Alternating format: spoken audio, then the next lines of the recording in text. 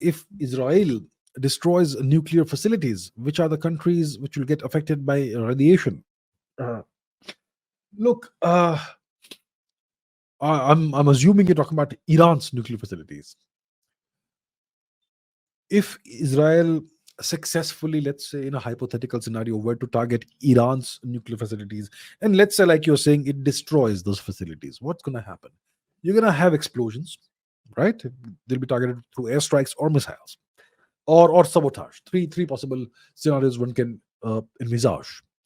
Now, when you have explosions and you have nuclear materials, nuclear fuel, etc., and you have an explosion, that's gonna get vaporized to some extent. It's gonna go out in the atmosphere. So, depending on the amount of nuclear material that is released in the atmosphere, and how high it is released, and the wind and climate situation, you could have different outcomes. So I remember when Chernobyl happened, when I was a kid. I was in Europe at the time. There was this cloud of radioactive fallout that was hovering over Europe, and we kids were told not to go and play football in the grass because you could have radiation contamination over there. So that situation persisted for a couple of months or something. uh, Now, in the case of Chernobyl, it was a big explosion and a tremendous amount of nuclear fallout. Nuclear material was spewed into the atmosphere. That's a nuclear reactor, which naturally operates at extremely high temperatures and pressures. And there was a meltdown in that.